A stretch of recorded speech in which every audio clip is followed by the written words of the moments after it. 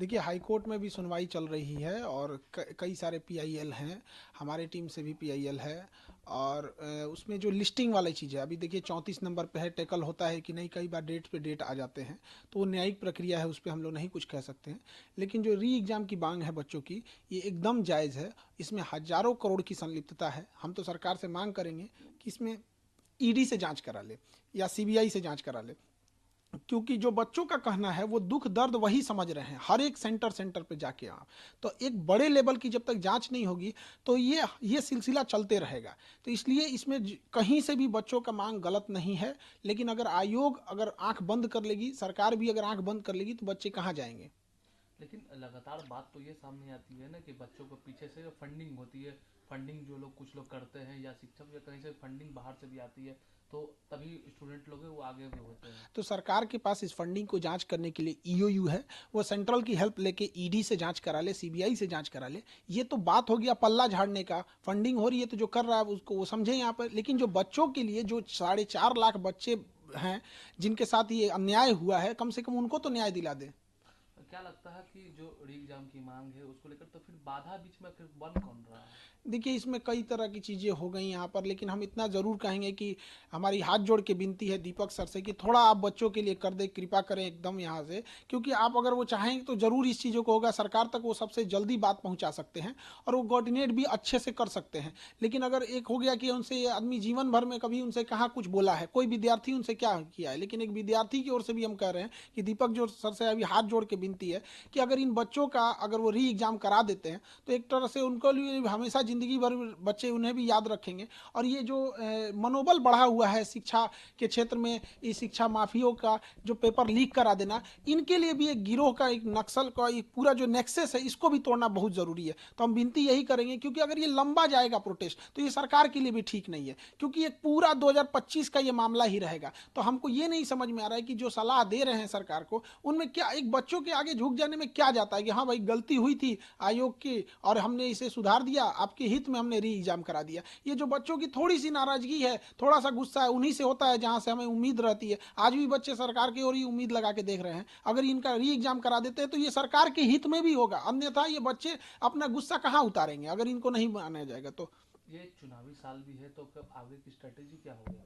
देखिए, अब ये तो बच्चे इतनी बड़ी संख्या में जो इनके साथ अन्याय हुआ है, अब ये बच्चे लाखों की संख्या में धरना देने जा रहे हैं। अब इन बच्चों का कोई राजनीतिक लाभ उठाएगा तो इसमें क्या, ये बच्चे क्या करेंगे, किसी को थोड़े भगाएंगे सब यहाँ। तो लेकिन अब राजनीतिक लोगों से भी, अब बच्चों से भी कहते हैं कि ये आंदोलन शुद्ध रूप से बच्चों का था। विद्यार्थियों लोगों से भी कहते हैं कि शुद्ध रूप से ये विद्यार्थी का ही आंदोलन होना चाहिए, तभी जाके हम लोग की सफलता मिलेगी। क्योंकि डायरेक्ट जो अगर देखेंगे स्टेक होल्डर तो बच्चे हैं, इनडायरेक्टली हम लोग हैं, क्योंकि हम लोग उन्हें पढ़ाते हैं, उनके साथ अन्याय होता है तो हम लोग उनकी आवाज़ बन के एक संगठित कर देते हैं। लेकिन इसका डायरेक्ट स्टेक होल्डर वो बच्चे ही हैं। लेकिन अगर आंदोलन लंबा खींचते जाएगा तो सरकार आंख बंद करके रखेगी तो बच्चे कहाँ जाएंगे। वो कोई प्रदर्शन करने का ट्रेनिंग लेके नहीं आए, उनकी दिल की तकलीफ है जो वहाँ पे इतने देर से रुके हुए हैं। लेकिन बीच में तो कुछ पॉलिटिशियंस है वो भी तो इन्वॉल्व हो जाते हैं ना। अब वो चीज़ें साइड हो गई हैं, अब सरकार को इस पे संज्ञान ले लेना चाहिए और बच्चों का री एग्जाम करा देना चाहिए। अन्यथा हम लोग का तो एक ही मांगे, हम लोग री एग्जाम लेके रहेंगे। और अगर हम री एग्जाम नहीं लेते हैं तो हम बच्चों, अगर सरकार कहती है कि हम री एग्जाम नहीं लेंगे, तो हम पूरे बिहार में यही कहेंगे ना कि हमने अपनी झोली फैला के बच्चों के भविष्य का भीख मांगे और सरकार ने उसमें थूक दिया। यही कहेंगे हम, अगर नहीं री एग्जाम होगा तो। आयोग है, अब सरकार नहीं मानती तो अब आगे आप लोग? अब बच्चे इसको अब जहाँ जहाँ प्रोटेस्ट करना होगा। अब फिर तू, क्योंकि अभी बच्चों की परीक्षा है, 6 महीना बाद सरकार की परीक्षा होगी, तो इन बच्चों की नाराजगी लेके सरकार कहाँ जाएगी। इसलिए इनका री एग्जाम करा देना चाहिए। आपको लगता है कि चुनावी वर्ष अगर नहीं पास लगता, होता? हमें पूर्ण विश्वास है कि अब री एग्जाम होगा। और ये हम बच्चों के लिए भी कहते हैं कि अब बहुत जल्दी, हम जो बच्चे हैं इनका मेहनत बर्बाद नहीं जाएगा, इनकी मेहनत रंग ला रही है। ये अपने मुकाम तक पहुंच चुके हैं और बहुत जल्दी सरकार पॉजिटिव डिसीजन, हमको जहां तक लगता है कि बच्चों का व्यर्थ जाने नहीं देगा। बीच में थोड़ा सा गड़बड़ हो गया था ये सब। अब देखिए, किसी बच्चे किसी पॉलिटिक्स को नहीं लेके आते, वो तो पढ़ने वाले बच्चे हैं, उनके पास इतना भी पैसा नहीं रहता कि गर्दनी बाग जाके प्रोटेस्ट कर सके। कितना 200-300 रुपया उनके पास एक्स्ट्रा रहता है, वो भी बीमार पड़ गए तो वो भी खत्म हो जाता है। तो बच्चों की मेहनत रंग ला रही है और हम लोग जीत रहे हैं और बहुत जल्दी पॉजिटिव आएगा और री एग्जाम होगा। नाले से भी उम्मीद है करीब? न्यायालय से पूर्ण भरोसा है कि न्यायालय कभी भी अन्याय नहीं करेगी और हम लोग के पक्ष में ही फैसला आएगा। अच्छा, ये टीआरई को लेकर है जो डोमिसाइल नीति हो या फिर सप्लीमेंट्री, उसको लेकर आप? देखिए बीपीएससी टीआरई ना मजाक बना के रख दिया है।